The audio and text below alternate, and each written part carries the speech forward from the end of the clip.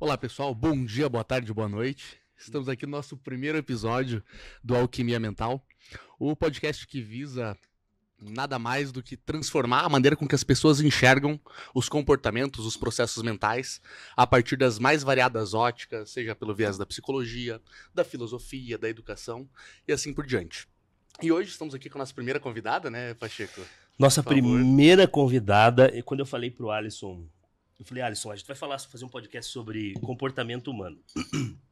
Óbvio, quando a gente fala comportamento humano, a primeira coisa que vem à mente é a ideia da filosofia, da psicologia, enfim, de todos os processos psicológicos. Olha os atos falhos aí. Né? Segurando. Mas a gente tem que analisar também o comportamento, porque tudo é comportamento. Sim. O processo comercial é comportamental, as ações na bolsa de valores, elas dependem muito do comportamento de quem está por trás, manobrando tudo aquilo.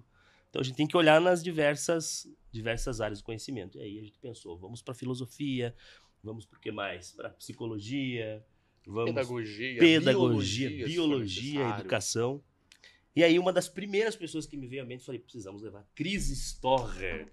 Cris Storrer, que é psicóloga. Olha, agora é hora de começar a apresentação. Exato. Ó, que bonito. Agora conta pra mim, o que a Cris ela faz que ela manda bem demais, assim?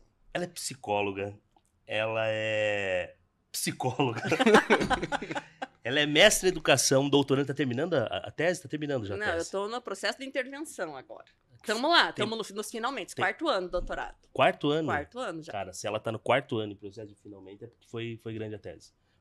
Tem gente que termina em 3, o pessoal que faz antes. Não, vamos fazer as coisas com calma, pra que apressar? E a Cris, eu conheci a Cris 2015? 2017. 17. Eu conheci a Cris enquanto nós fazíamos uma disciplina dentro da Federal, na linha de cognição, com a professora Tânia Stoltz. Queridíssima. Era uma disciplina sobre Piaget e Vygotsky. Isso. Era construtivismo e socio-interacionismo, lembra? Isso, o nome da disciplina eu não vou lembrar, Também mas não lembro. era alguma coisa de Piaget e Vygotsky. E era só Piaget e Vygotsky. Só Piaget e Vygotsky. Eu aprendi Vygotsky com a Tânia Stoltz. Eu aprendi, na verdade, tudo sobre educação com a Tânia Stoltz, porque até então, até aquele momento, tudo que eu tinha visto, observado, era pura experiência empírica. E quando ela me traz o Piaget e traz Vygotsky e apresenta, eu falo, cara, completamente diferente. Então eu conheci a Cris lá. Na época você não fazia ainda mestrado? Não, eu era aluna ouvinte. Eu entrei como ouvinte porque eu queria ter experiência de saber o que era o mestrado. O que era aquele negócio? O que era essa coisa doida. E eu entrei no mestrado 2 anos depois. Foi em 2019 que eu fiz o processo. 2018 eu fiz e não passei.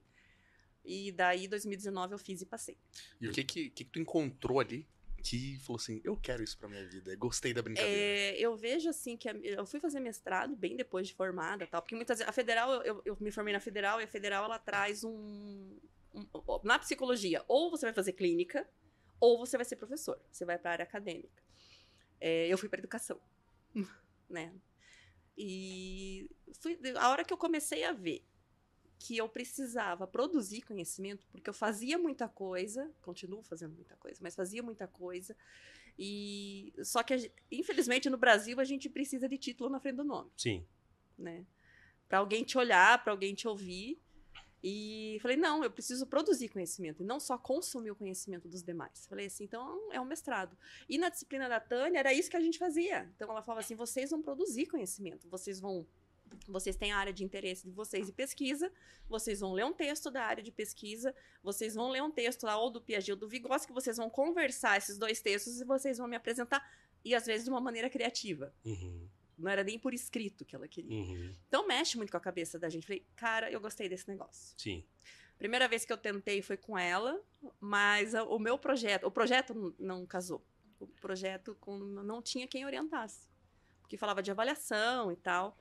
E daí eu tentei de novo, eu mudei o projeto e tentei de novo no ano seguinte, daí eu consegui entrar e fazer e foi bonito. E foi com Fátima Mineto. Fátima Mineto. Fátima Mineto. Eu fiz o mestrado com ela, a inter-relação entre as práticas parentais e o desenvolvimento socioemocional. No caso, a gente fez com jovens adultos superdotados. Superdotados. Sempre, altas habilidades desde estudo, né, mais a fundo desde 2006, 18 anos aí, estudando altas habilidades. E o tema do doutorado é isso altas também. Habilidades também a parte emocional, só que agora eu tô fazendo intervenção com crianças, famílias e professores. Esse foi o tema, inclusive, esse foi o ponto, acho que, de convergência que nos aproximou. Porque Com certeza. quando a Cris chegou, ela se apresentou na época, você já era psicóloga avaliadora de Pinhais, né? Já. Eu tô lá faz 24 Imagina, anos já. tava uma vida lá. E aí, quando ela descobriu que meu tema, né, também de pesquisa ali na dissertação, era altas habilidades de A gente começou a sentar perto. a gente começou a sentar perto. e aí casou, enfim. Então, eu fiquei muito feliz quando eu soube que você foi ao mestrado. E o tema hoje, porque um dos focos, a gente vai fazer igual o caso de família, né? Casos de família.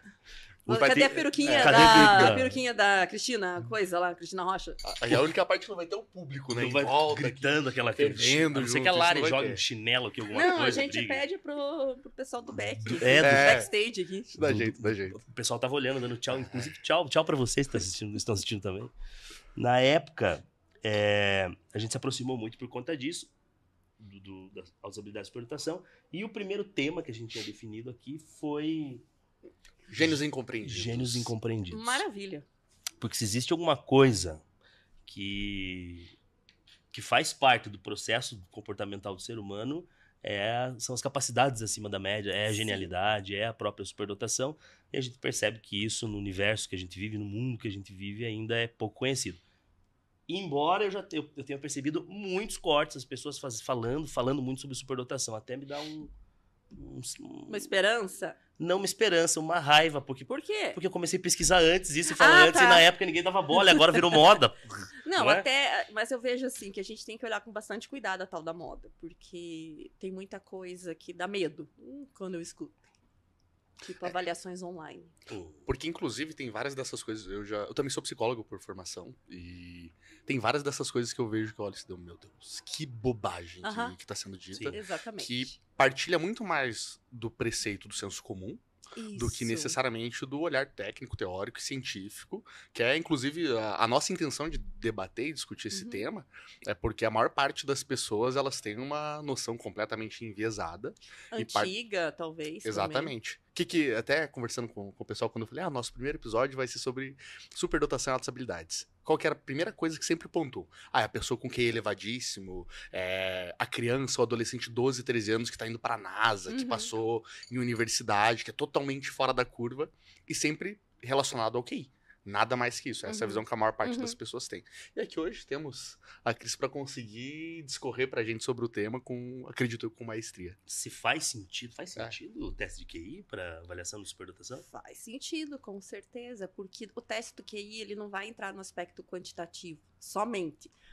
A gente tem uma ideia do quantitativo, só que se você fizer uma boa escolha de teste, junto com N outros instrumentos, questionários, inventários, observação, entrevistas, não é o teste pelo teste. A gente tem uma ideia das capacidades humanas ali. Naquele instrumento a gente consegue ver muita coisa. É muito bacana, se eu vou fazer um VISC, por exemplo, que é um teste de inteligência para criança e adolescente, até 16 anos. Eu vou comentando com eles o que a gente está vendo ali. Então, agora a gente está vendo a tua inteligência espacial. O que é a inteligência espacial? É quando você está montando um quebra-cabeça, você consegue finalizar isso, você consegue perceber quais são as partes que formam aquele todo. A gente agora vai fazer um teste que eu vou te falar duas palavras que remetem a elementos diferentes, você vai me dizer o que esses elementos têm em comum. O que a gente está avaliando aqui? A tua capacidade de perceber a essência, que isso é a tua capacidade de abstração. O que é abstração? Quando você consegue fazer lá na sua cabeça, juntar as informações e conseguir fazer um processo e ter uma ideia em relação a isso. Então, isso muito depende da idade da criança. Então, se a gente tem um teste que tem 15 subtestes, a gente consegue ver muita coisa.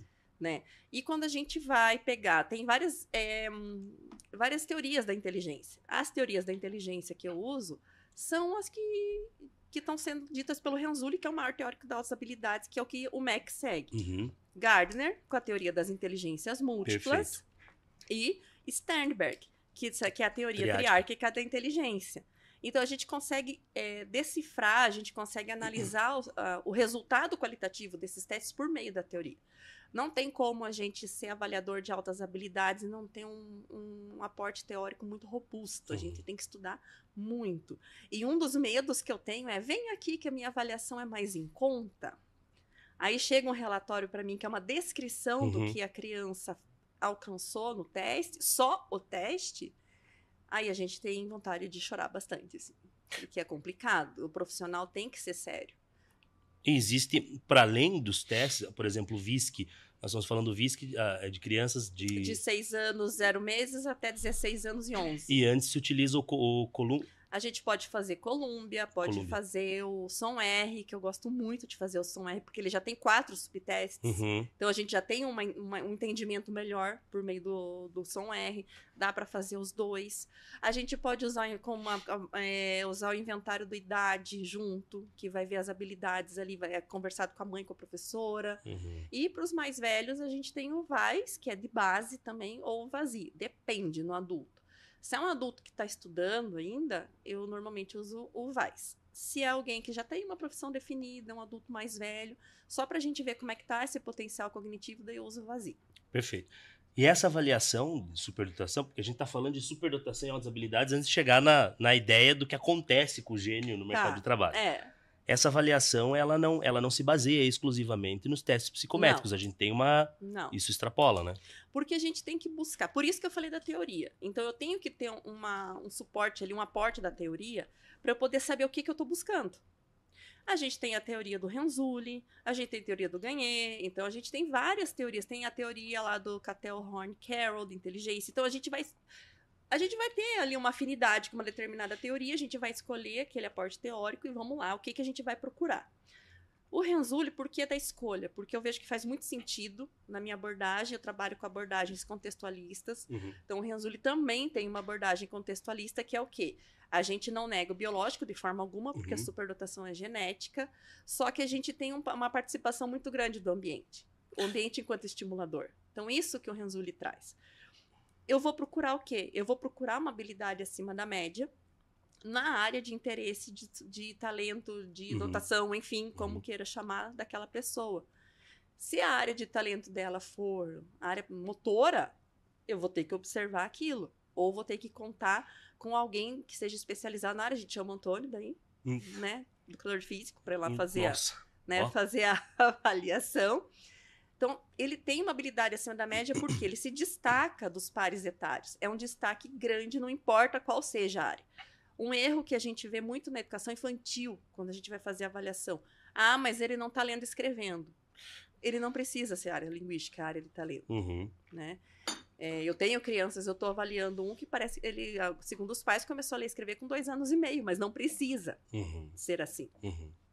Vamos ver essa habilidade acima da média na área de conhecimento. Pode ser uma criança que tem uma superdotação escolar, que é acadêmica, só que às vezes não é a área não é o conteúdo da disciplina que está sendo ministrada naquela série escolar também. Primeira coisa, destacou dos pares. O que mais que eu vou ver? Criatividade. Quando a gente fala em criatividade, muitos professores acham que tem que ser artística. E não é. A criatividade, ela vem da teoria do pensamento divergente, que é a resposta fora do comum, a resposta diferenciada, a resposta que não é uma réplica, é uma resposta que vem dela, a pessoa pegar as informações do ambiente, processar aquilo e trazer o seu conhecimento. Tá? Então, a criatividade ela vem desse ponto, e para a gente ser criativo, a gente tem que ter domínio do assunto. Ele vai ser criativo naquilo que ele tem domínio. Tá? Então, eu ouvi sábado eu estava no consultório, foi trabalhada, o menininho lá, ele tem 9 anos, ele tem extrema criatividade, ele tem canal no YouTube, ele faz histórias e tudo mais, só que ele é criativo produtivo. Na escola ele tira notas boas, mas não é aquele gênio acadêmico. Foi feito o trabalho com a professora, que ele tem pensamento criativo e tal. Daí ela falou assim, pois é, vocês falam que ele tem pensamento criativo, mas daí eu fui toda feliz trazendo um tangram para ele fazer e ele não fez. Mas a área dele não é na área da lógica espacial. Né? Então, a gente vai ver esse processo criativo. E o terceiro ponto que a gente vai ver é o envolvimento com a tarefa, que é a motivação intrínseca, que é assim, eu me dedico sem ser mandado, né, para aquela área de interesse que eu tenho. Eu organizo, eu pesquiso, eu planejo, eu deixo de brincar no parquinho do prédio com os meus amigos para poder terminar o projeto lá que eu comecei. Né? Então, eu dedico. Né? Eu não durmo para não perder tempo para fazer aquela situação. Então, a gente vai procurar, e fora isso, às vezes a gente vai ver também aspectos de liderança e tudo mais. Mas esses são os 3 pontos principais. Então, eu tenho isso com os instrumentos que eu vou escolher, o que esses instrumentos me trazem, né? Nesses 3 pontos. Os 3 pontos não precisam ter a mesma dimensão. Então, às vezes, é uma criança muito acadêmica. Então, o criativo dela, às vezes, é pouquinho, assim, envolvimento com a atividade também, porque não tem ainda estratégias cognitivas e metacognitivas bem delimitadas para ter essa motivação intrínseca com o estudo e tal. Mas é um pesquisador ali nato, ele gosta de biologia, ele está lá no 2º ano, mas ele quer saber do corpo humano que vai estudar no 5º, né? Então, e ele se dedica àquilo. E no decorrer da vida, também essas dimensões dos 3 anéis, que são os anéis do Renzulli, podem modificar, porque isso tudo depende do momento de vida, das questões de personalidade e do contexto que a pessoa está inserida. Você falou no mercado de trabalho. Uhum. Então, às vezes, está inserida no mercado de trabalho esse adulto que ele não tem chance de mostrar. E por não ter chance de mostrar, ou por ser punido por quem ele é, pelas características que ele tem, ele acaba não mostrando. E daí, deixou de ser superdotado? Não. Mas naquele momento tá tudo meio abafadinho ali. Porque o que dá a entender, até já passo pro Alisson, é que o superdotado ele se desregula a partir do momento que ele tem uma espécie de poda dessa capacidade dele, né? Ele vai sentindo cada vez, a autoestima, Isso. acredito que vai derrubando, e uma hora ele tá zero produtivo, e daí quem olha pensa, é um fracasso. Da onde, né? Da onde que é superdotado? Uhum. Da onde que é?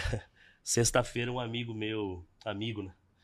Olhou pra mim assim, eu tava meio triste, ele falou assim, Antônio, eu só queria saber quem foi que falou pra você que você é inteligente, cara? Foram os teus pais que falaram? E daí eu falei, Rui, foi meus pais que falaram. Eu nem discuti com ele assim, porque essa visão dele, óbvio, eu tô brincando, mas é a visão é um senso comum que hoje permeia a escola, inclusive. A escola não tá preparada para receber alunos neurodivergentes, e muito menos, seja qual for, e muito menos o mercado de trabalho. O mercado de trabalho pune aquele que não anda de acordo com a sua norma. Exatamente. Raros são os líderes, eu percebo demais, raros são os líderes, os gestores que dão essa possibilidade. Eu tive um gestor fantástico. Ele sabia identificar um talento e ele dava a possibilidade de, você vai fazer isso aqui, mas não precisa necessariamente fazer nesse modus operandi. Acha uma forma, e aí entra a ideia da criatividade, de você... a pegada do próprio Gardner, falando sobre o conceito de inteligência, capacidade biopsicossocial de resolver problemas ou criar produtos dentro de uma determinada cultura. Exatamente. E o próprio Gardner trouxe, né, que a mote de pesquisa dele foram pessoas que tinham sucesso na vida de trabalho, na vida laboral, mas que não tinham sido bons alunos. Então, será que a escola garante sucesso na vida adulta? Foi isso que ele foi pesquisar e viu que não. Não necessariamente, daí que veio as inteligências múltiplas, né? E aí tem outro cenário também. Porque toda vez que nós pensamos, principalmente no modus operandi da escola, quando ela olha para alguém que é neurodivergente, que é neuroatípico, ela cria ali toda uma sistemática, cria um conceito, um formato para enquadrar todo mundo que é normal, dentro daquela norma que ela estabeleceu.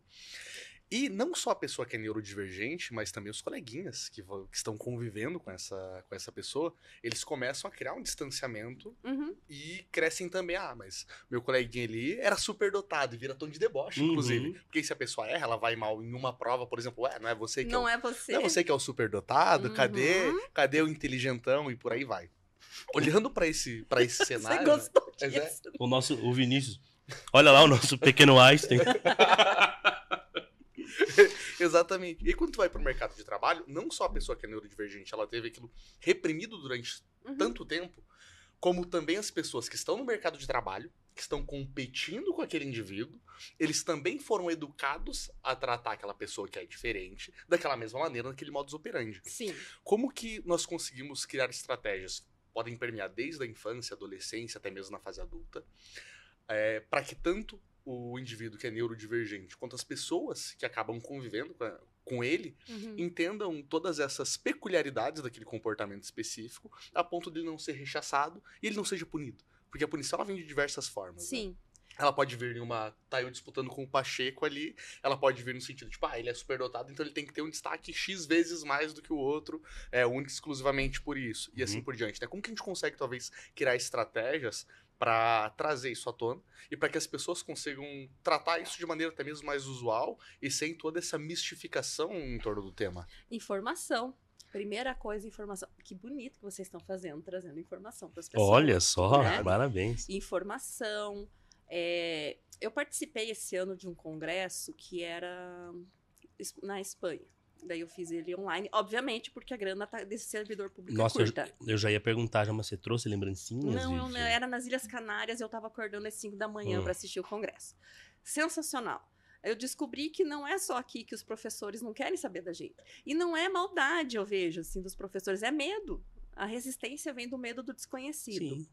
Então, a partir do momento que você tem informação, então por isso que a gente fala muito da invisibilidade do superdotado. Então, vamos começar do começo. O superdotado, público-alvo da educação especial. Então, tem direito ao atendimento educacional especializado, tem direito a enriquecimento intra e extracurricular, tem direito a um monte de coisa que não se faz. Porque ele é superdotado, ele dá conta sozinho. Porque eu aumentei a quantidade de continhas de matemática que ele levou para casa. Porque eu coloquei mais uma folha de exercícios para ele fazer, né? Então, a partir do momento que a gente tenha informação suficiente para que as pessoas entendam que ele precisa de um apoio, de suporte também, melhora. Ter o acesso ao atendimento educacional especializado. Então, vamos começar com criança. Vamos supor uma criança. Ela tem acesso ao atendimento educacional especializado, que ela vai estar trabalhando as áreas de interesse, vai estar sendo exposta a outras áreas que ela nunca viu na vida, mas que de repente ela consegue desenvolver e se interessa por aquilo. Então, por exemplo, a criança pequena, ela está lá no primeiro ano, mas ela teve uma oficina de química. Aconteceu lá com a gente, com o menininho. Ele saiu encantado da oficina, dizendo que ele gostaria muito de fazer aquilo quando ele crescesse, mas que ele queria ser químico de medicamentos. Então, ele já determinou isso. Não, específico ainda, né? Quantos anos ele tem? 6 anos ele tinha. E eu vou produzir a minha própria Ritalina, inclusive, a minha... Isso mesmo. Olha Vamos fazer em casa.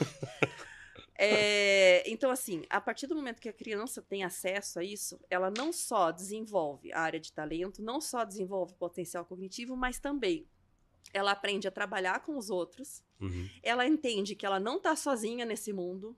Porque vocês comentaram, né? Do super gênio, não sei o que e tal e coisa. Mas não, pode ser essa pessoa superdotada, mas não é só essa pessoa.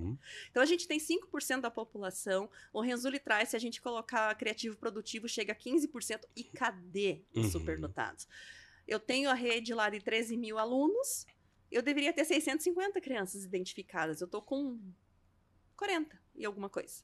Olha, e de 2018, quando eu fiz a minha pesquisa lá, que tínhamos 22, 23... a gente tá com 40 e qualquer coisa agora. Tá pouco. Melhor. Tá melhor, pouco, mas é pouco. né? Não é uma coisa progressiva. Não, é assim, muito pouco. Por quê? Porque hoje em dia a gente tem um encaminhamento um pouco melhor, que as professoras conseguem perceber, mas assim, é trabalho de água mole e pedra dura.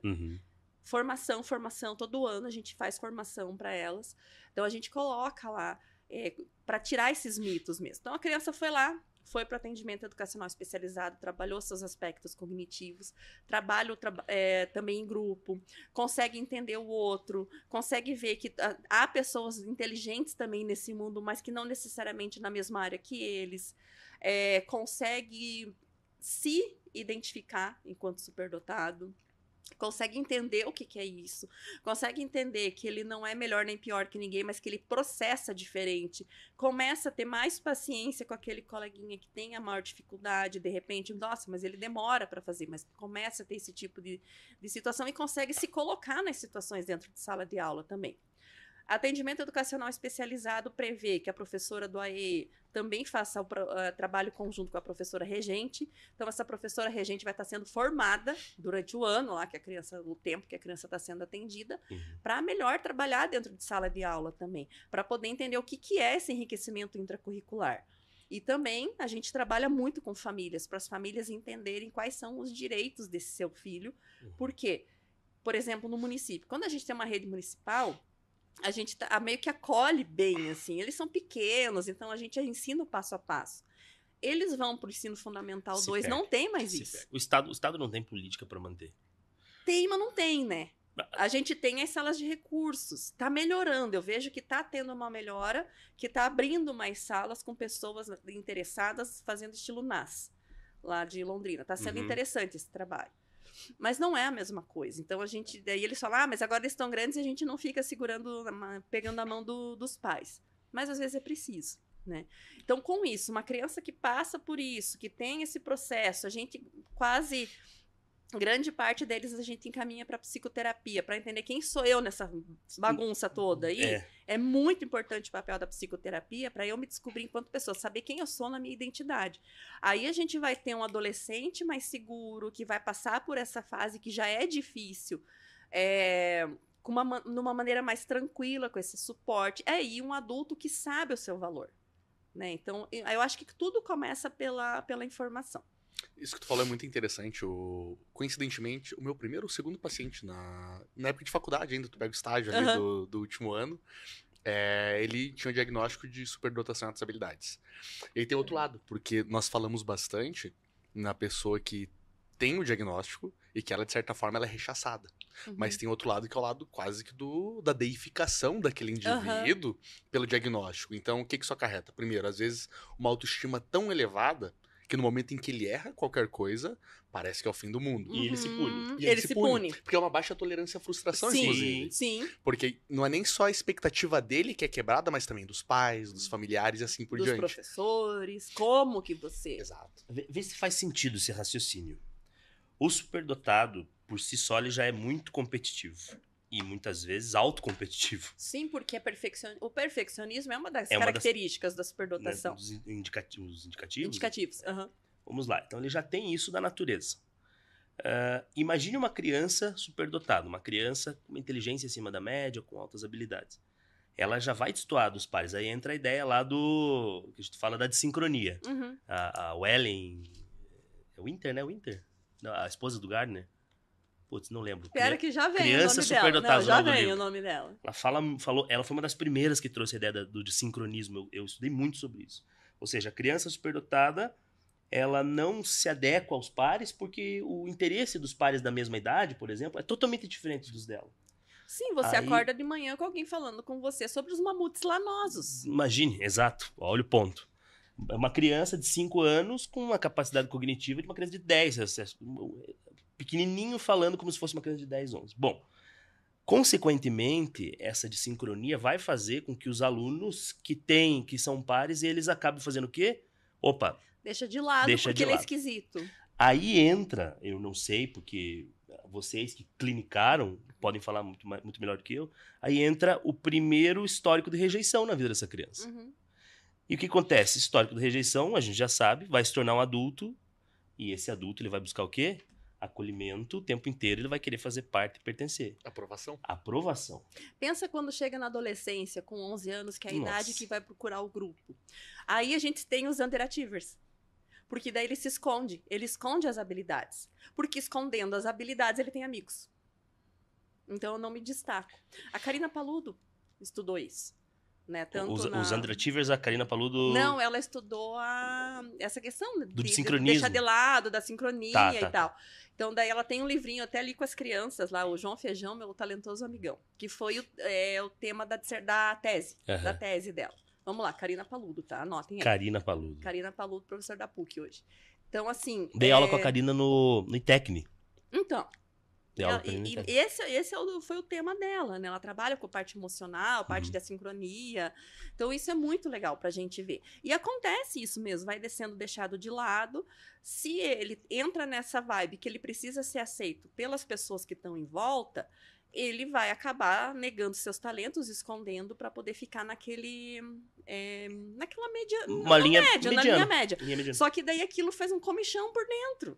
Porque ele não é daquele jeito, né? Então, aí que pode ser que ocorra as questões psicológicas, ali, emocionais, de desacordo ali, uma desregulação emocional. Inclusive uma tentativa de compensação até, porque aí tem o lado da pessoa, com altas habilidades que ela tenta se enquadrar, e tem o outro lado que é quando ela assim, sou diferente mesmo, é que eles não me entendem. E aí essa pessoa ela começa a se isolar tanto, que aí por mais que ela teoricamente, ou ela externe que ela é autossuficiente pra tudo, praticamente a gente sabe que ninguém é autossuficiente. Exatamente. Essa pessoa começa às vezes a sofrer com depressão, Sim. excesso de ansiedade, e aí vão somando outras coisas que algumas patologias, inclusive, em decorrência desse processo de isolamento que ela tem, e ao mesmo tempo vem sempre, não preciso deles, eu sou autossuficiente, eu ou me eles basto, não me entendem, não vale a pena, não faz sentido ficar junto, eu não vou perder meu tempo com essas pessoas, isso acontece também. Eu conheço muitos casos de superdotados, não identificados, obviamente, mas a gente sabe, quem estudou, você bateu o olho, você sabe, quando crianças, os pais também, eles cobravam muito, tinha um excesso de cobrança, e aí cresceram com aquela necessidade de preciso ser o melhor, a ideia do perfeccionismo, batendo, preciso ser o melhor, preciso ser, e aí essa criança cresce, se torna um adolescente com essa mesma cabeça, vai se destoando do grupo, se torna um adulto com a mesma cabeça, e acaba não ouvindo as pessoas ao redor, porque acaba assumindo para si que o seu ponto de vista ele é melhor, ou seja, a responsabilidade de ser melhor é minha, então não fale o que eu preciso fazer. Eu não aceito ser mandado, eu não aceito ser orientado, eu quero fazer do meu jeito. Você imagina o quanto isso afeta relacionamento, quanto isso afeta no próprio mercado de trabalho.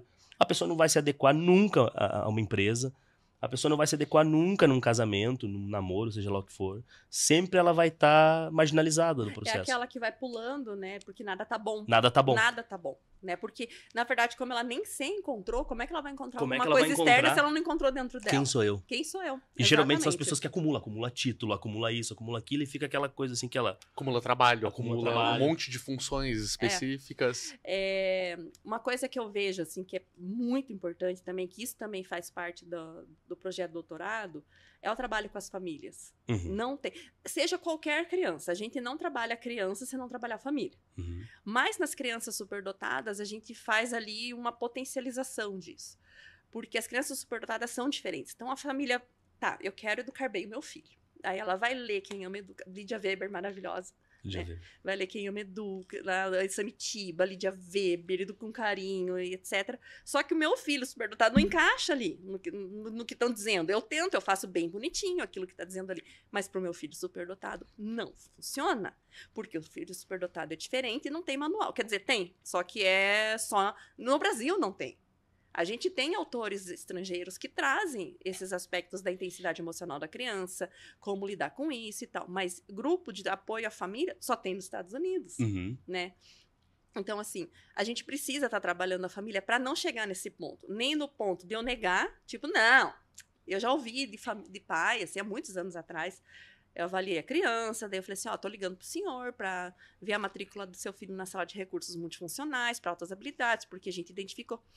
Que altas habilidades. Não, superdotação. Ele é super sem vergonha. Ele é super não sei o quê. Cara, e o menino nunca foi para atendimento. E daí a gente vai perdendo. Aí vai fazendo isso, aquela pessoa que não sabe quem que ela é. Porque, nossa, mas eu sou inteligente, mas nunca dá certo. E eu não tô satisfeita. E eu quero fazer bem. E eu não sei o que fazer. Então, assim, essa pessoa que tá nessa busca. E também tem a família que acha que é troféu, que foi o que você comentou. Ah, verdade. Isso Né? O filho é troféu. Isso também é muito ruim. Então, a gente precisa orientar essa família para entender quem que é esse filho. E muitas vezes a gente encontra no familiar, no pai, na mãe, no tio, no vô, também uma pessoa superdotada por conta do caráter hereditário, né? Que não é assim. E é hereditário? Tem hereditariedade. Só que não necessariamente de pai para filho. Obrigatoriamente, Não. existe uma linhagem genética Se de a alguém Alguém tem superdotado. lá, porque a gente começa a cavocar e a gente acha. Uhum. Né? Então, a gente vai encontrar alguém. Não é necessário. Se eu for lá o histórico da minha família, velho... Mas nunca, acho que nem meus trinetos vão ser superdotados. Mas, meu Deus... Eu brinco que eu deixei os meus neurônios pra minha sobrinha. Não. Eu brinco com os meus irmãos. Alguém tinha que herdar meus neurônios, Alguém tinha que né? ficar. Alguém tinha que ficar, porque aquela é ligeira. Meu Deus, é ligeira aquela criança. Né? Então, assim, tem que ter esse trabalho para entender, porque a família ela é fundamental na constituição do sujeito. E a gente educa o filho até 10 anos, né? Depois a gente colhe os louros. Pode falar, pode falar. Não, que eu fiquei pensando em um outro cenário ali também. Porque em um é da pessoa que é extremamente perfeccionista com tudo e vai fazendo tudo que tem que fazer e se cobrando. Tem o avesso disso também, que é a pessoa que procrastina, que vai deixando pra última hora porque acredita que as coisas serão resolvidas, que ela consegue fazer tudo do... Tem, e até porque tem características de personalidade também, né? O que é isso? Tô tirando o pelinho do gato dele. Momento amor aqui. A gente tem características de personalidade, nenhum superdotado é igual ao outro, como nenhuma pessoa com autismo é igual a outra, enfim, né? Porque a gente tem o quê? O biológico, a parte genética que tem ali. Eu não faço estudo de parte genética, né? De parte biológica. A professora Tatiana Riesch trabalha com isso lá na Psicologia da Federal. Então, que vai ver questão de cérebro, sinapses, consumo energético, esse tipo de coisa. Tá, é diferente. Uhum. Só que a gente tem família, a gente tem contexto, e eu vejo ainda pela linha, por isso que eu estava te falando do Brofenbrenner, né? Antes de começar, né? A gente tem contextos de desenvolvimento. A gente tem o contexto familiar, a gente tem o contexto escolar, a gente tem o contexto da igreja, o contexto escoteiro, e a gente tem o pai que tem o trabalho, o contexto do trabalho dele é para mim indiretamente. A própria cultura também, A pensando. cultura, exatamente. Então, se a gente for pensar nos sistemas, cada um se constitui de maneira diferente, né? Então, pode ser, é bem comum até encontrar um... Não, eu sei que eu vou dar conta. Deixa eu contar uma história agora aqui. Conta a história. Acho que você vai... História é bom. História de uma criança superdotada, obviamente que eu não vou expor, mas mais ou menos assim. Eu tava fazendo minha pesquisa de mestrado, e aí eu me deparei numa sala de recursos multifuncionais específicos para altas habilidades de superdotação. E aí no dia, a professora, que era responsável, ela deu um jogo, eu não lembro se era um jogo de robótica, enfim, que tinha um Arduino, precisava montar com Lego. Ah, então era robótica. Era robótica. Era robótica. Enfim, aí ela dividiu em 2 equipes e ela deu um jogo lá para uma determinada equipe montar e outro para outra equipe, acho que era basicamente o mesmo. E o que eles tinham que fazer? Um trabalho em equipe. Então, eles tinham que ir montando as peças, um ia lendo o manual, outro ia fazendo. Cada um, teoricamente, cada um deveria estabelecer ali qual seria a sua função naquela dinâmica. Um dos grupos, eu lembro até hoje que um menininho, loirinho, assim, eu não lembro exatamente a idade dele, a primeira coisa que ele fez, acho que ele devia estar no 5º ano, a primeira coisa que ele fez foi pegar o manual, assim, de instrução, ele pegou o manual e automaticamente ele já passou para uma outra aluna. Ele falou assim, pega você vai ser responsável pela leitura. E daí, você sabe essa história? Não, vai contando aí que eu tô tentando imaginar quem é. E daí ela, a menina que ele passou o manual obedeceu a ordem da liderança e ela foi lendo, e aí ele falava, você vem aqui, você coloca a rodinha aqui, você faz isso, bum. Quem ganhou? A equipe dele. Porque os outros lá, daquele outro grupo, os outros superdotados, eles estavam se degladiando entre eles para saber quem quer fazer o que melhor, eu quero fazer essa parte, que essa parte do Arduino eu sou melhor, e enquanto isso o outro grupo que estava sendo direcionado, terminou antes. Enfim, terminou, eu fui conversar com uma dessas professoras, eram 2, e aí o que ela me contou? Ela me falou o seguinte, professor, aquele aluno especificamente, ele tá no 5º ano, tá indo pro 5º ano, ou tava no 5º ano, não lembro, mas ele não é alfabetizado. Lembrou? Eu acho que eu sei quem é. Eu falei, tá explicado. Olha que safo, cara. Ele pegou o manual pra não cair pra ele, só que eu acho que os demais não sabiam. Eu não lembro como é que era. Os demais, todo mundo acha, bom, eu sou superdotado, eu não posso ter a peixa de burro que não sei ler, não sei escrever. Então, pô, tira de mim isso. O que ele fez? Ele mantinha em segredo, ele foi lá, pegou o manual, passou pra uma outra menina e falou, lê aí, lê. Opa, nós estamos falando de uma alta capacidade de liderança, de persuasão. Isso aí se estende para a vida adulta, essa criança que realmente estava lá no 5º, 4º ano e não tinha ainda a leitura escrita bem definida, isso é demérito na característica de superdotação, não é? Não, que você me diz? A gente pode ter dupla condição. Dupla excepcionalidade, no caso, tipo dislexia, alguma coisa assim? Isso, a gente já teve crianças com altas habilidades de dislexia, que foi fazer o trabalho com psicopedagogia e tal, e superou isso.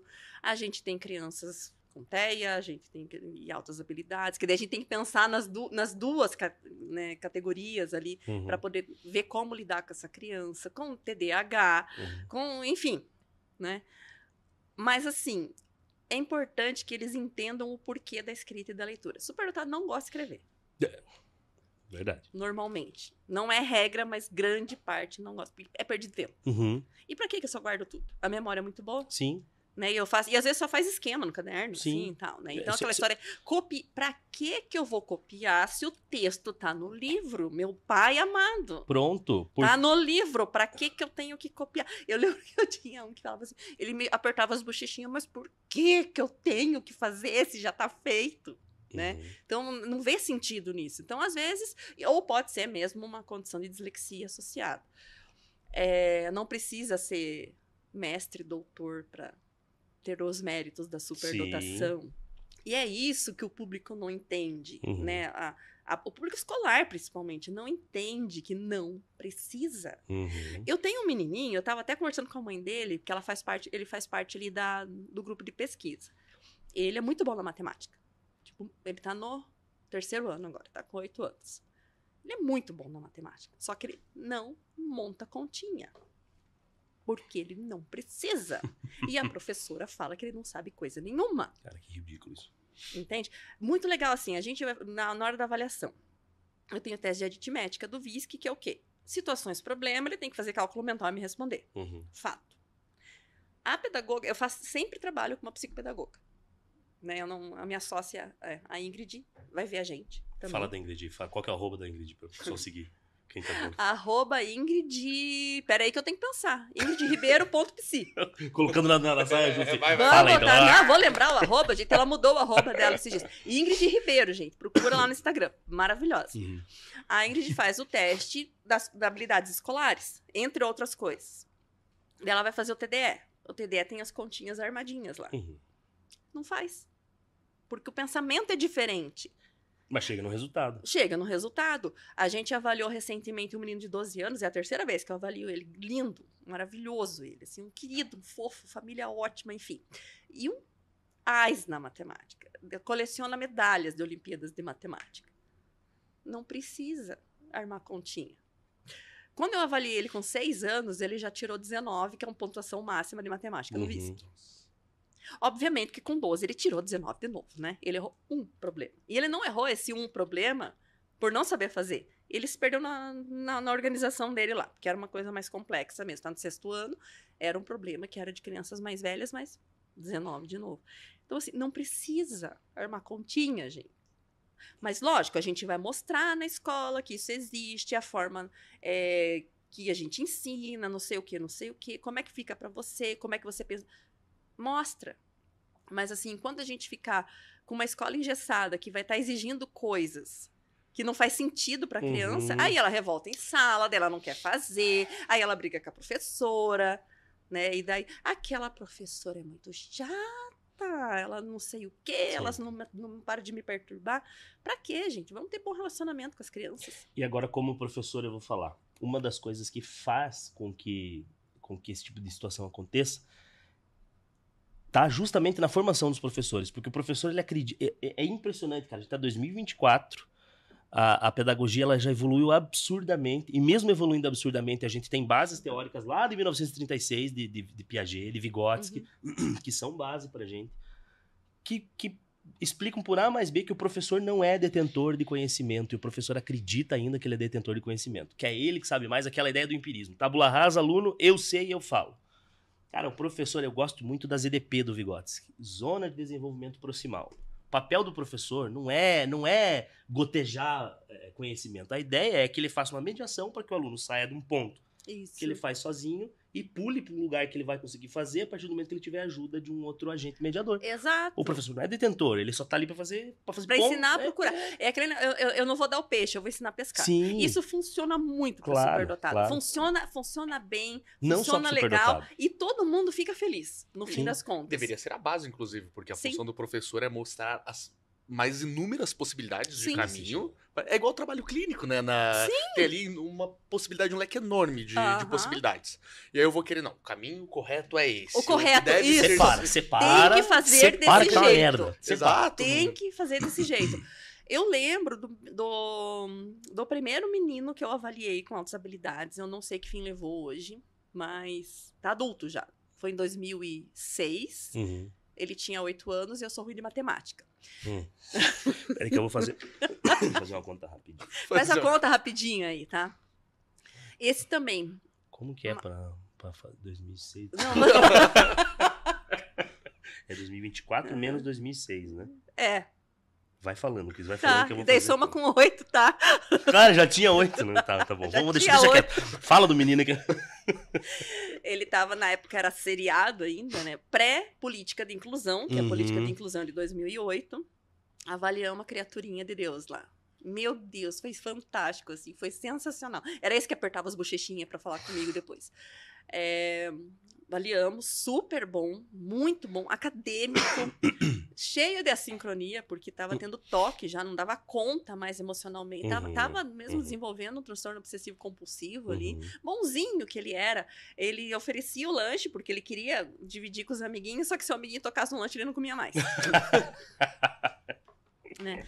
Coisa mais linda, coisa mais linda. E daí, o que a gente chegou na escola? A gente não tem o que fazer com essa criatura? Foi quando eu conheci a Maria Lúcia Sabatella. Maravilhosa. Sabatella. A Maria Lúcia Sabatella, lindona, do Inodap. Inodap. Maravilhosa. Foi conhecer o Inodap lá quando era na Manuel Ribas ainda. E ela me ajudou muito, assim, nesse caminho. E daí, tá, beleza. A gente caminhou ele pro Inodap, que ela recebeu ele pelo projeto que eles tinham lá e tal. Porque a família, né, não era baixa renda, mas era uma família ali, né, que não tinha posses. E chegamos com a proposta pra professora. A gente foi fazer aceleração.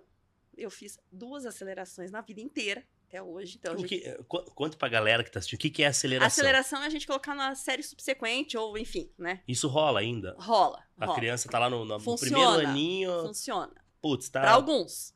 É porque tem um prejuízo, inclusive, A questão social. E ele tava com prejuízo social na 2ª série, na época. No meio do ano, chegamos na escola e falamos assim, vocês topam a gente acelerar ele pra 3ª série? Com a professora X? Vamos falar com a professora X. Falamos com a professora X. Beleza, mas você vai ter que dar um jeito de mudar a tua metodologia na sala de aula, porque a gente tem que dar conta dele, a gente não tem o que fazer, né? Não tem política. Pô, que legal pra professora. Não, maravilhosa Não, ela, vamos aí. maravilhosa, maravilhosa. Ela falou, beleza, eu trabalho com metodologia de projetos, que era uma coisa que era moda na época. Vou fazer isso aí, vai dar certo. Do SESI. Isso. Era? Eu acho que era, sei lá o que era, de Sim. onde que era. Mas era metodologia O de sistema projetos. S veio forte no projeto. Aí ela fez, o toque diminuiu muito, porque ele começou com crianças mais velhas, para ele deu certo. Uhum. Com ela mudando para metodologia de projetos, ele apresentou depois projetos, não sei o que, a coisa arada toda. As crianças com dificuldades tiveram uma melhor produção também. Imagina o quanto ele, como outlier, puxou a mediana da galera. Ela mudou a metodologia da turma e foi um sucesso. Tá. Isso acontece, né? Vamos pensar na vida adulta. Isso que ela falou me parece muito o que acontece em instituições. Posso te interromper? Só Por pra fazer um favor. pedido pra ela? Por favor. A gente falou bastante de altas habilidades, tipo de inteligência e por aí vai. Você consegue dar uma pincelada pra gente nos tipos de inteligência e como que isso já vai reverberando tanto na infância, adolescência e fase adulta? Eu acho que isso vai cascatear muito bem com o que eu imagino que o Pacheco Explica vai melhor trazer, o hein? que você quer saber de tipos de inteligência. Por meio da teoria das inteligências múltiplas ou o que a gente encontrou nos cara. superdotados? O que você Não quer é assim, saber? não é Pode assim ser também, por meio cara. da teoria das inteligências múltiplas. Tá. por exemplo. Então, nas inteligências múltiplas, a gente tem, obviamente, inteligência linguística, uma habilidade grande verbal, para escrita, para falar em público. Então, um bom uso da capacidade verbal e uma facilidade na compreensão verbal, tanto no que vem verbalmente, pode ser por escrito ou falado, quanto também a organização de processamento Das informações. de informações. Eu consigo expressar muito bem por meio da verbal. Então, inteligência linguística. A inteligência lógico-matemática, que era o que se avaliava até 1970, era só isso que avaliava. Então, lógico-matemática, não só ligado a números, mas raciocínio lógico, entendendo a parte ali de, por exemplo, aquela pergunta de cursinho, né? De prova de concurso. Se o coelho pula não sei o quê, quantas vezes equivale a que a onça corre não sei o quê, quanto que os dois vão se encontrar, né? Cara, eu não consigo fazer isso, né? Mas jogos com números, pensamentos com números, haja visto Alan Turing, né? Maravilhoso, matemático. Assim. Uma pausa, inteligência lógico. A gente pensa que inteligência lógica e matemática é exclusivamente matemática. Cara, não. Causa e efeito, inteligência lógica e matemática. Isso. Assim, pessoas que... Daí a gente já fala quando associa. Porque, na verdade, você não tem só uma inteligência de destaque. Todas as pessoas apresentam as inteligências. Só que nem todas são superdotadas e qualquer pessoa tem um nível maior ou menor das inteligências. A minha, por exemplo, é linguística e musical. As principais. E interpessoal. Aí a gente vai para musical. Vamos pensar musical. Que não é só tocar instrumento. Pode ser um bom uso da prosódia. Aquela pessoa que é um bom ator, que consegue impostar voz. Locutor. A pessoa que consegue ter a memória, a forma de memorização, a mnemônica dela é por meio de ritmo. São pessoas que têm ouvido bom para entender quando que tá desafinado, quando tá afinado. Então ela vai tocar um instrumento, ela aprende muito mais rápido do que uma pessoa que não tem bem desenvolvida essa inteligência. Linguística, lógica, musical e espacial. Inteligência espacial, ela tem muito a ver as pessoas que são, por exemplo, pilotos de avião, arquitetos, desbravadores, montanhistas, então que conseguem se organizar no espaço. Então a gente, para ver da criança, a gente faz prova de cubos, lá de quebra-cabeça, a gente vai fazer entender se ela entende o em cima e embaixo, a organização do espaço. Uma pessoa que tem associada inteligência lógica e inteligência espacial, uma pessoa enxadrista, pessoa que joga xadrez, então vai ter associada. Ajuda aí, vai. Sinestésico corporal. Claro que você ia falar da sinestésico corporal. Eu tenho muita. Cara, eu sou o único professor de educação física que é péssimo em todos os esportes. Cara, eu jogando bola, eu não sei escrever futebol direito. Até hoje eu não sei. É com F que a gente escreve, né? Eu não sei, juro por Deus. As pessoas falam, como é que pode um professor de educação física ser péssimo assim? Eu sou muito ruim. Ainda bem que a gente tem Rebeca Andrade, né? Maravilhosa. Eu prefiro pensar, eu deveria ter feito letras, por exemplo. Olha eu gosto. só. Enfim. Daiane dos Santos, gente, Rebeca Andrade, aquele povo lá que dá nome para os movimentos que elas inventam. Então, assim, elas têm um domínio de corpo, então uma organização do seu corpo no espaço fantástica, extraordinária. Né? Então, dançarinos, bailarinos, ginastas, jogadores de futebol, né? Ou jogadores, atletas em geral. Vamos lá agora para dar na cara dos coach de plantão que gostam de falar de... Inter? Ai, cara, mas eu tenho uma raiva. Esses dias eu não lembro quem que veio falar pra mim. Mas o cara vomitando, assim, um argumento. Não, porque o Goleman, eu falei, cara, existe um negócio chamado Project Zero. 1979, o Gardner, lá na Universidade criou o Project Zero e ali ele começou pelas inteligências Mas interpessoal. o próprio Goleman, ele traz que ele é dos Mayer e Salovey Mayer. Que ele seguiu, no próprio inteligência emocional. Intrapessoal, conhecimento de si.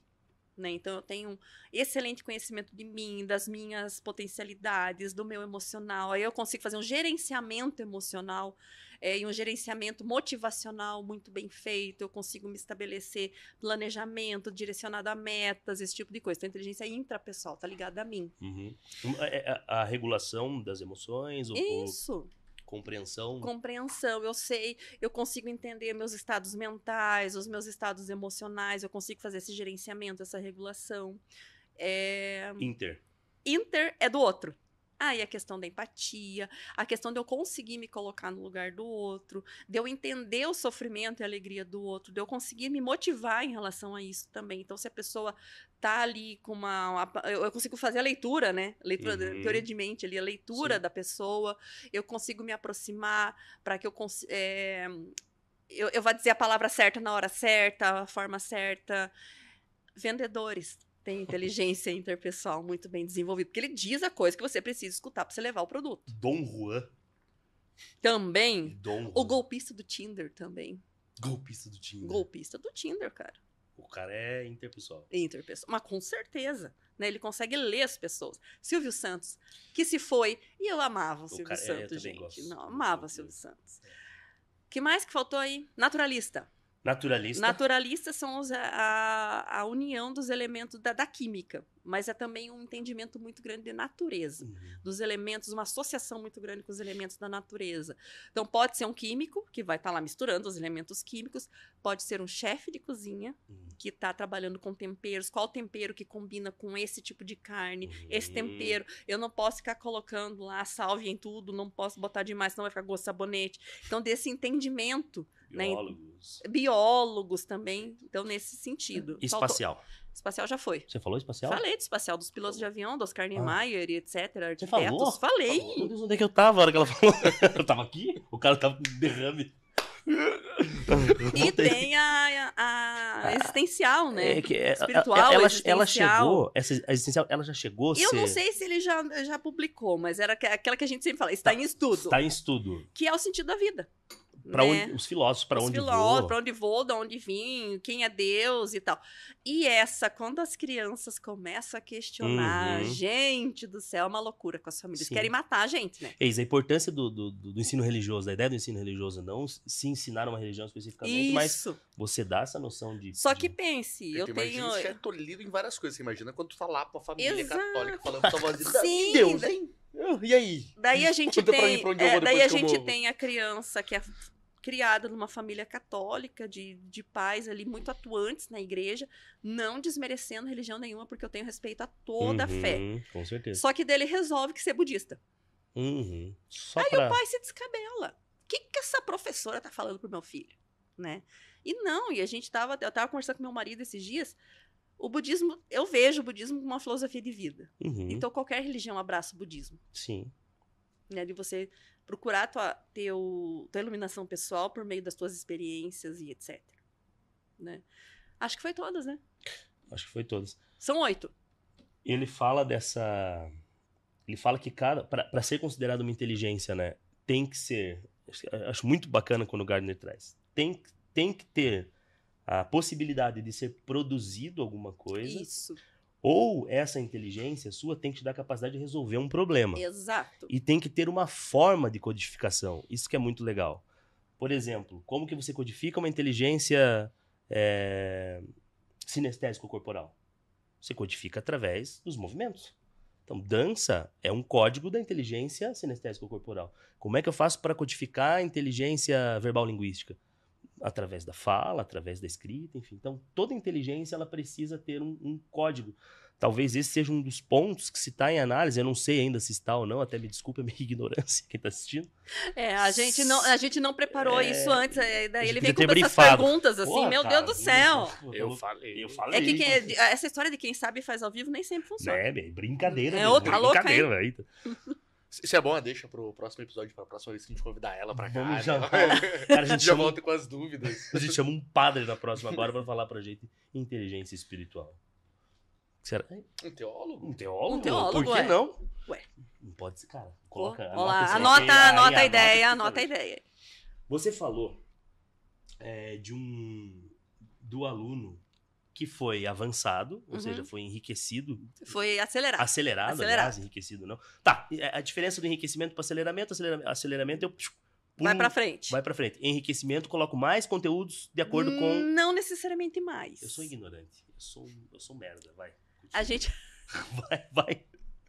O enriquecimento pode ser... O intracurricular é um enriquecimento que é feito dentro da sala de aula, naquele currículo que a criança está tendo acesso, que a pessoa está tendo acesso.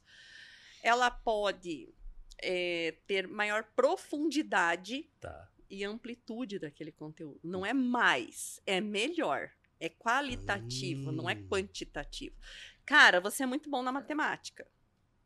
Então eu vou te dar uma folha de continha a mais do que os teus coleguinhas. Aí ela come a folha de continha, Perfeito. né? Então, assim, mas não. Então, você terminou essas situações problema, então agora você pode estar elaborando as suas situações problema baseado em algum aspecto da sua vida. Faça os seus problemas. Posso fazer projeto interdisciplinar. Então, por exemplo, a criança tem uma boa habilidade linguística e uma boa habilidade na área de ciências, por exemplo. Eu tive um assim também. Faço junto. E daí ele faz um projeto. Então, por exemplo, ele faz lá a aula tal, ele faz um projeto e daí vai valer a nota do projeto para as duas matérias, por exemplo, as duas disciplinas. Eu posso fazer uma aceleração daquele conteúdo. Não precisa fazer uma aceleração de série, faz uma aceleração daquele conteúdo. Mas isso nem sempre funciona, né? O aprofundamento é o que a gente gostaria que funcionasse melhor. Dá um pouco de trabalho? Dá, mas a professora ou o professor do ensino regular não faz sozinho. Ele faz junto com a professora do atendimento, né? Ou do professor do atendimento educacional especializado. Aí a gente tem o enriquecimento extracurricular, que é o que faz no AEE. Eu vou fazer visita técnica, eu vou fazer um projeto, sei lá o que as crianças estavam fazendo quando você fez lá a tua pesquisa, mas vamos pensar, vou fazer um projeto de vermicompostagem. Eles fizeram um desse. Eu vou descobrir o que são vermes, que a minhoca é verme, qual que é aquela classificação, como que não sei o quê, como que monta, qual que é a estrutura. Eu vou fazer... o AE ele serve para trabalhar, desenvolver o pensamento científico da criança. Né? Aí, a culminância vai ser a montagem do tal do vermicompostagem. Né? Vermicompostagem, sabe Deus se assim se fala. Com as minhoquinhas dentro da caixinha de vidro. Ó, né? Então, isso é enriquecimento extracurricular. A gente já teve união dos dois. Então, a gente tinha uma educanda lá que ela quis fazer um jornal. Não era jornal. O jornal era o outro menininho. Ela trabalhava muito com desenho. Então, ela trabalhou design e ela foi apresentar o projeto dela na sala de aula. Porque é uma que tem sobreestabilidade psicomotora, não para quieta, daí falava que tinha TDAH, e não tem TDAH coisa nenhuma, foi mostrar tudo que ela aprendia ali na sala de recursos. Daí teve os menininhos do jornal, eles fizeram um jornalzinho e foram apresentar, daí entregaram o jornalzinho para todos os colegas da turma. E isso é enriquecimento, como o nome diz, é enriquecer aquele currículo da criança. E daí a aceleração, a gente vê assim que a criança está com um desempenho absurdamente acima da média das suas crianças, dos seus pares etários ali. Só que a aceleração a gente tem que cuidar muito, porque a aceleração é o último recurso. A aceleração de série é o último recurso. A gente tem vários tipos de aceleração. Como o Estado encara isso? Autoriza desde que... Autoriza. Né? A gente não pode fazer aceleração pular etapa. Então, por exemplo, a criança está no infantil 4. Ela não pode ir para o primeiro ano porque é fundamental. Ela tem que cursar o primeiro ano. Né? A gente não pode sair do Fundamental 1 para o 2 sem cursar o 5º ano. E não pode sair do Fundamental 2 para o médio sem cursar. E também não dá para entrar na faculdade, né? Por aceleração. E a gente não fez aceleração de criança pequena no Fundamental 1. Uma opinião minha particular, enquanto profissional estudiosa da área, eu tenho minhas resistências em relação à aceleração de crianças tão pequenas. Mas, se for o caso, a gente tinha um menino lá que a gente pensou em acelerar, muito bom, assim, na maioria das disciplinas escolares, a gente vai lá, vai entender como é que ele funciona. Ele tem um alto desempenho na área de matemática, a gente tinha essa possibilidade, teria o suporte da escola, mas ele não quis. Ele falou assim, eu não quero ficar longe dos meus amigos. Super, né, ajustado socialmente ali na escola. Então, não faz. Eu vejo que no Fundamental 2 funciona um pouco melhor, eles são mais velhos. E a gente pode fazer também aceleração por disciplina, né? Então, de repente, pode cursar a disciplina de outra série porque já tem o domínio. E eu estava conversando com uma colega de trabalho, a gente fez uma parceria com o Estado, que a gente tem lá, fizemos a avaliação de um menininho que estava no 8º. Só que na parte de filosofia, assim, ele é muito bom mesmo. Aí a escola fez a aceleração para o 9º, aí depois ele foi para o primeiro ano, quando ele passou no primeiro ano, fizeram a aceleração para o 3º, do médio, e ele se forma esse ano. Vai entrar na faculdade com o quê? 15. Se ele passar 15 anos de idade. Mais ou menos. E ele vai dar conta. Porque o emocional dele melhorou com a aceleração. Era uma criança que estava isolada, um jovem, né, um adolescente que estava isolado, e ficando junto dos mais velhos, a parte emocional dele, assim, social, melhorou bastante também. Caso em caso, a gente tem que olhar cada um. Sim, 30 anos está aposentado, com 3 netos já. Uma saveiro na... Uma pampa. Uma pampa. Com aquele pente, assim, jorrando. E aí vai, coitado. E aí vai, sossegado. Ó, acelerou essa criança. A criança foi para outra turma e automaticamente os índices da turma subiram também. Isso acontece muito aqui fora quando a gente vem para o mercado de trabalho.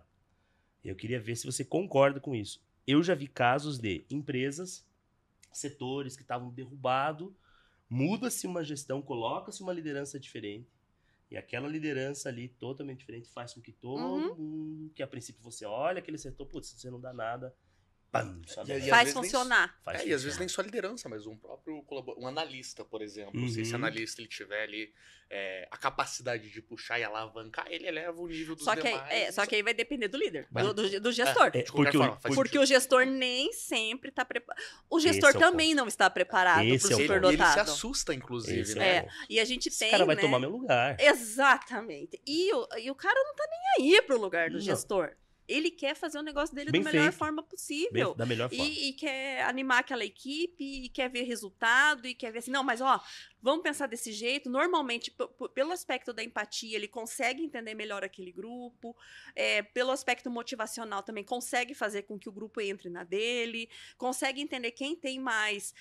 Como aquele menininho do líder, né? Quem tem uma capacidade melhor aqui, quem tem uma capacidade melhor aqui. Eu consigo organizar essa equipe de forma a fazer com que a equipe funcione e mostre. Isso. Então, eu já tive a oportunidade de vivenciar, de entrar numa equipe. E não era nem culpa do gestor anterior, mas de entrar numa equipe, numa situação X, e a gente conseguir. Ali que eu virei, como é que chama? Undercover boss. Não é undercover boss, aquele assim, sabe aquele que vai lá para resolver? Ai, gente, esqueci o nome agora. E daí, assim, é muito legal. E eu tô passando por um momento que eu converso bastante ali com a minha equipe. Nós somos uma equipe de 10 pessoas. E daí eles vêm trazendo, não, mas é assim, tal e coisa, não sei o quê. Daí eu vou lá, converso com a chefia, não sei o quê, tal e coisa. Daí eu tava comentando com a minha gerente semana passada, eu falei assim, porque ela falou assim, tal pessoa X estava num desempenho X, e agora essa pessoa X está num desempenho X ao quadrado, né, muito melhor, né? E ela não estava acreditando muito, assim, mas enfim. Eu falei para ela, eu tô sendo sincera com você. Essa pessoa realmente no ano passado, que foi o período de avaliação, conseguiu dar conta disso, se organizar nisso. Você me orientou que eu conversasse com a pessoa, conversei com a pessoa, não sei o que, e ela tá produzindo, né? Não, se você tá dizendo, ok. Eu falei assim, é que a gestão faz diferença. Claro que faz. Daí nisso eu consegui notar na minha vida ali, profissional. A gestão fez diferença. Se o gestor não te dá autonomia, você não consegue fazer nada. Isso aqui é um recado para os gestores que estão nos escutando. Nem todo mundo quer o seu lugar, querido gestor. Muitas vezes só quer ajudar a equipe. E só pra ser sincero, a maior parte das vezes as pessoas às vezes não querem aquele lugar. Mas não quer mesmo. Não quer. Porque cada pepino que vem... Ser gestor, às vezes, eu sou gestora também. Mas ser gestora, às vezes, é muito chato. Claro. Porque eu tenho que ficar vendo planilha, porque eu tenho que ficar organizando coisa, porque eu tenho que ficar em reunião. Embora eu goste das planilhas, eu goste de analisar dados, eu goste ali de trocar ideia nas reuniões, enfim, trazer as demandas, escutar as demandas da ideia, mas é uma coisa que eu ser psicóloga é muito mais divertido. Eu gosto de ser psicóloga. Eu escolhi a psicologia porque eu gosto de ser psicóloga, né? Mas assim, eu encaro a gestão de uma forma muito positiva e como valorização do meu desempenho. Mas eu vejo assim, cara, calma. Não acontece comigo, eu acho. Né? Eu tenho uma gestora que não tem inseguranças, assim, mas eu sei que tem muitos lugares que acontece. A questão tu perceberia quando você tá. Quando tu é subordinado de alguém que é inseguro em relação ao teu desempenho, é muito perceptível. Eu já passei por isso também. Já passei por isso, de ser subordinada de pessoas que tinham muita insegurança e que. Aí era. A tesourinha come. Não podia fazer nada. Um exemplo no mestrado. Você falou de entra o solucionador ali de problemas. Quando eu fiz o mestrado, nós tínhamos um grupo, não era muito grande, na época ali nossa linha de pesquisa, nosso grupo de pesquisa específico. E assim, a gente seguia aqueles padrões das aulas convencionais da UFPR ali para fazer, né, as pesquisas, enfim, aprender metodologia científica e tal. Entrou um cara, ele foi fazer pós-doc. Esse cara entrou. Ele já era um professor acho que do IFPR, e ele entrou no grupo de pesquisa para fazer pós-doc com o meu orientador. Cara, quando esse cara entrou, foi ali que eu aprendi tudo que eu sei hoje sobre leitura de dados científicos, metodologia científica. Às vezes eu olho o doutor que não entende metodologia científica. Você vai ler um trabalho, um artigo, você tem vontade de chorar. Eu falo, como é que esse cara conseguiu o título de doutor? Eu falo assim, bicho, eu sou um mestre. Eu sou a mosca do cocô, do cavalo, do bandido. Eu olho pro artigo do doutor e falo assim, não pode. E quando esse rapaz entrou no grupo, cara, ele foi ensinando a riqueza que esse cara ensinou às pessoas. Todo mundo fez assim. E ele não era o nosso líder, Nosso líder estava lá. Mas você já ouviu falar dos termos do liderança de ofício e liderança de fato? Sim. Então, sim. Era o líder de fato. Era o líder de fato. E eu já estive nesse papel muitas vezes do líder de fato.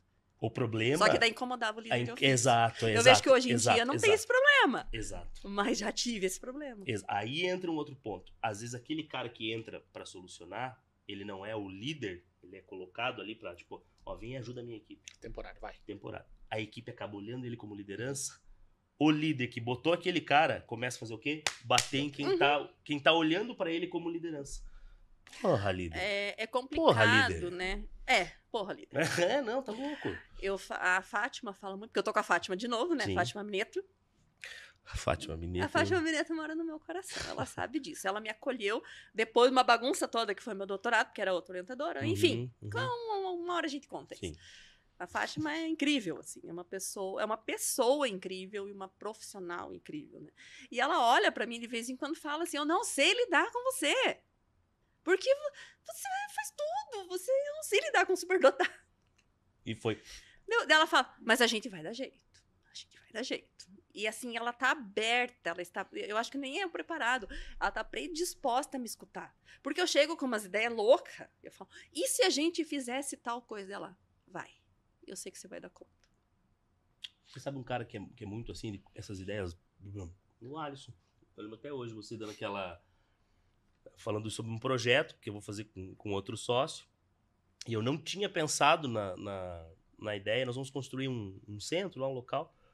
E esse cara falou, daí você poderia fazer, colocar isso, porque isso vai ajudar nisso. Eu falei, Quem te falou que você é inteligente? quem que falou? Foi tua família que falou que você era inteligente? Cara, mas me deu um ódio esse cara quando ele falou isso pra mim. Eu falei, foi. Você tá remoendo isso ainda. Não, não tô, porque... Me ajudou? Vale a Me pena. ajudou. Vale a pena. Porra. É. Enfim.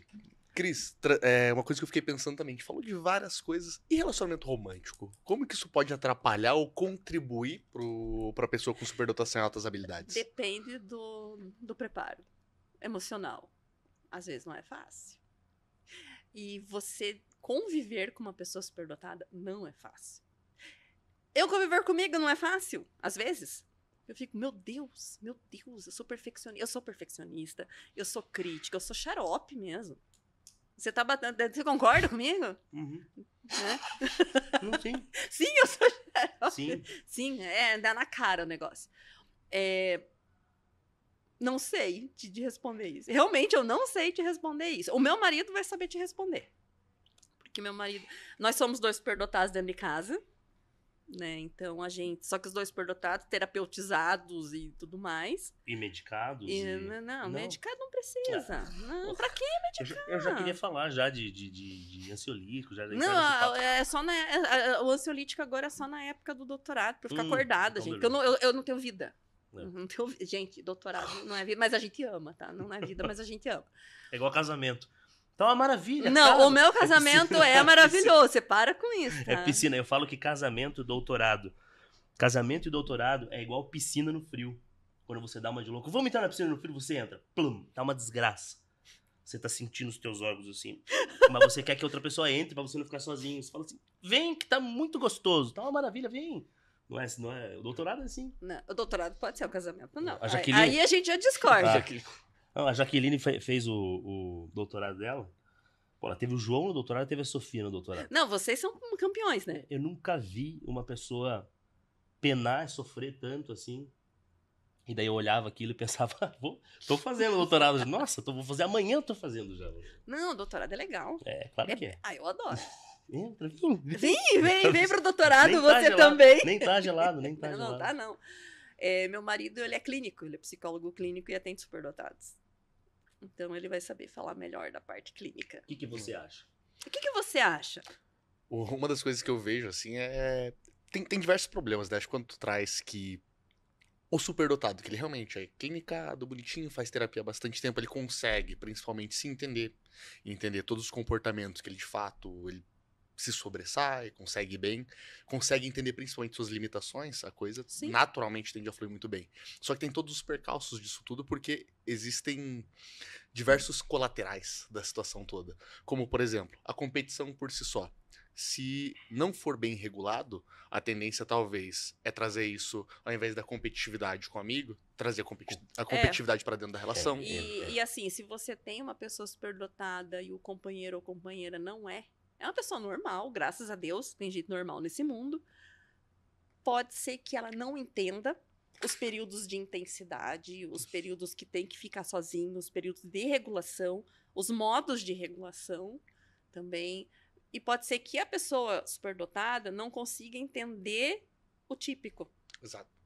Porque entra essa parte é bem legal. Porque principalmente nos períodos de intensidade, já começa a ter uma certa facilidade de um lado para a resolução de algumas coisas e que já gera uma irritabilidade. Porque para ele tudo é muito simples, tudo é muito prático, objetivo, tá aqui, tá pronto, tá resolvido. E tudo é muito intenso, não esquece, tudo é muito intenso.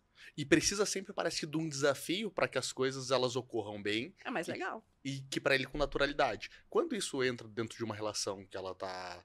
que é dentro de um casamento, dentro de um namoro, ainda fica mais fácil dos dois irem aprendendo um com o outro.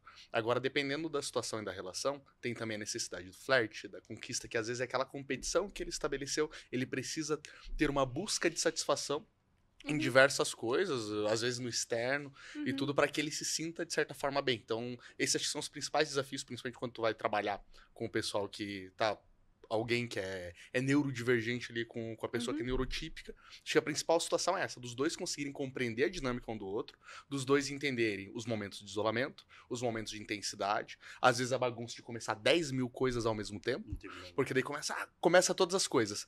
Aí dá aquele boom. Aí parou de desafiar aquilo, não quero mais isso, deixa eu recomeçar. E é outro sintoma, inclusive, né? Que a pessoa vai, começa tantas coisas, e a não hora que persevera. ela parar pra desfrutar daquilo que ela demorou tanto tempo pra construir, a coisa não Mas flui, é ela porque o simplesmente não anda. processo que é legal. Eu não tenho dúvidas que Schopenhauer era superdotado, porque ele fala que a vida é um pêndulo entre a dor do anseio, sabe essa? E o sofrimento do tédio. Porque assim, aliás, é o sofrimento pelo anseio e o tédio, a dor do tédio. Ou seja, eu quero aquilo, eu quero aquilo, eu quero aquilo. Quando eu conquisto aquilo, eu Não tem graça. começo a sofrer com o tédio e eu volto e fica um pêndulo. Uhum. Essa é uma das... E começa a buscar outras Schopenhauer. coisas. Não, e quando a gente vê assim, realmente, desde Falei de crianças. Schopenhauer, eu sou né? foda. Não, você é, pelo amor de Deus, hein? O superdotado, em geral, né? A gente nunca generaliza que é 100%, mas em geral, aproveita muito o processo Uhum. e a conquista não é tão grandiosa assim. Por exemplo, O não ter motiva. nossa, você conseguiu, você fez um projeto que foi lá, destaque na feira de ciência, você ganhou medalha. Aham. Eu lembrava da Maria Lúcia falando isso, Maria Lúcia Sabatella. Uhum.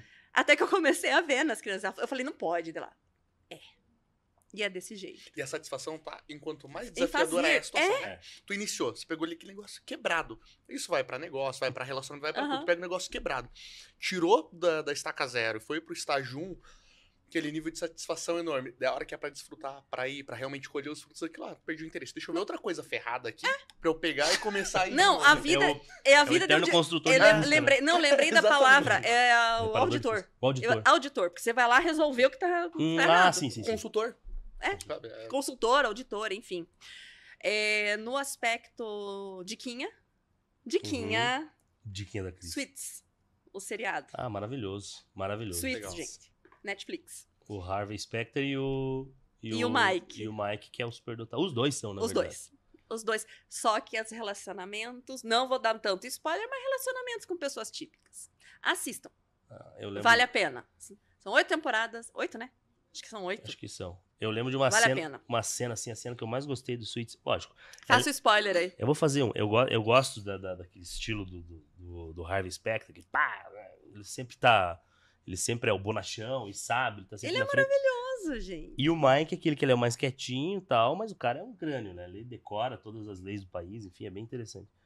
Mas uma das cenas que eu mais gostei, e depois eu não consegui me deleitar mais, foi quando ele dá uns catos lá na princesa, que agora não é princesa Na mais. Rachel.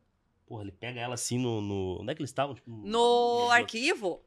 Acho que é Cara, no arquivo. É maravilhoso, assim, você fala, porra, que maravilhoso. E daí o príncipe, o filho ele fala assim, não, você não vai fazer mais essa série e acabou. Daí ela sai fora, porque, tipo, tava... Não, demorou um pouquinho pra ela sair. Demorou, né? Demorou. Mas demorou. teve, não, acho que aquela cena foi maravilhosa, foi, porra, que legal. Não, teve cara. bastante coisa depois que é legal pra ver o relacionamento dos dois. Bem legal pra ver. E o Harvey, pra mim, a vida é aqui. Eu tô aqui. É isso aí. E eu acho que é mais ou menos isso mesmo. Uhum. O que é fácil não tem graça. O que todo mundo faz, com todo respeito, mas eu quero mais, Sim. Não nasci pra ser mediano. né? E daí isso E às vezes entra... vive na média, né?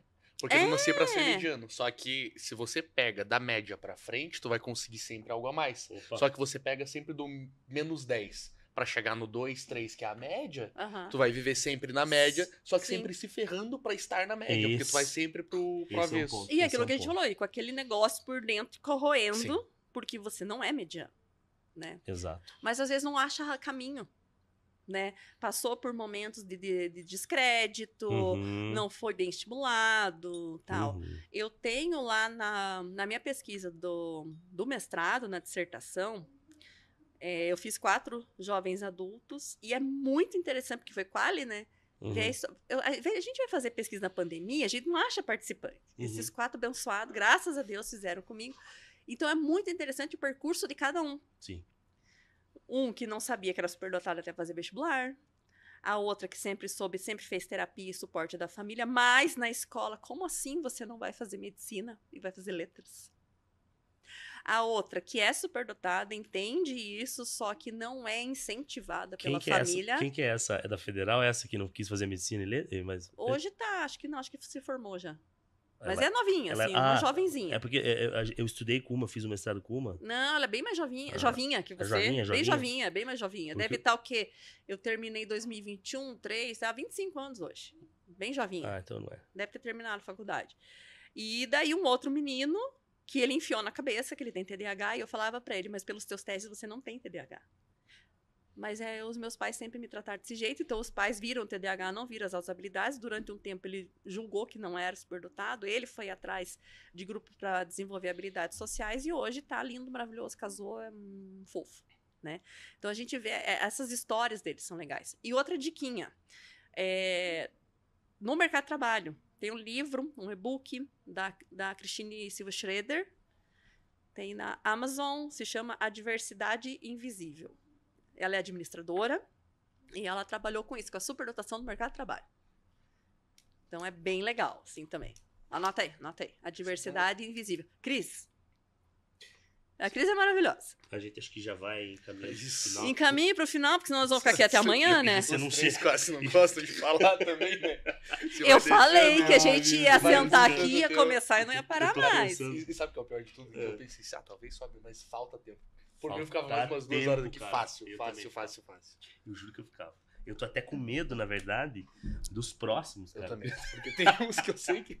Tem uns que eu sei que eu falo, cara... Cris, Diga lá. que conversa, que diálogo incrível. E ainda faltou coisa, hein? Faltou. não. Eu ia falar Faltou. de dupla excepcionalidade. ia Dupla perguntar do excepcionalidade, TDAH, que da Broski, sobre a estabilidade, teoria de desintegração positiva. Maravilhoso isso, maravilhoso. Mas a gente pode fazer um desafio. Se esse episódio chegar à marca de 5 views, 5 views, o primeiro. a gente chama a A Cris gente aqui chama de de novo. novo. Ótimo. clica ali, gostem, porque deles me chamam de novo, porque a Chegar gente gosta 3 de conversar. Se chegar a 3 likes e 5 views... Não, já tem o meu, o teu. O Olha aí, nosso! ó. Ah, Se e o as delas, duas deu aqui, 5, ó, pronto. Já era, a gente chama na Já próxima. foi. Eu acho que a proposta da alquimia mental é justamente isso. Por que alquimia mental? A alquimia vem aquela ideia da pré-química da Idade Média, que eles tentavam transformar, né, qualquer objeto, os metais Em ouro. menos nobres em ouro. A ideia é justamente isso, que a gente pega ideias que muitas vezes não são valorizadas e que Uhum. estejam relacionadas, né, ao bem-estar, enfim, e transforme isso em ouro. E qual que é o ouro? O comportamento. Porque Sim. hoje a gente Viver, se né? comporta. Viver. Viver bem. Viver bem, viver com qualidade, entender o que eu tô fazendo aqui. Isso foi o que o Terman fez no estudo dele lá. 70 anos de pesquisa. Terman, nossa. O Terman, que 70 foi o Terman bonitão, que pegou lá o teste do Binet e virou Stanford Binema, Verdade. depois foi lá fazer o estudo do Terman, peguei um dos livros, do Terman. achei do Terman na internet lá, digitalizado. E pro superdotado é eu estar sendo útil. Eu entendo que eu sou peça da sociedade, desse universo, eu sou uma engrenagem, e a minha felicidade vai ser a partir da minha contribuição para o mundo. Eu tenho que deixar. Se eu não trabalho com isso, fica faltando alguma coisa, né? E é isso que a gente trabalha com as crianças, desde criança, com os adultos, enfim. O que é teu papel nessa vida? Porque a partir do momento que você encontra isso, aí a gente consegue construir essa estradinha de felicidade. Cristiane Storrer.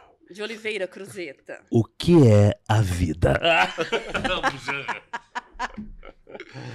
Muito obrigado, Cris. Obrigada, gente. Vamos lembrar. Eu falei para o Antônio quando a gente estava conversando antes, lembrar de que nem só de QI vive um superdotado. Excelente.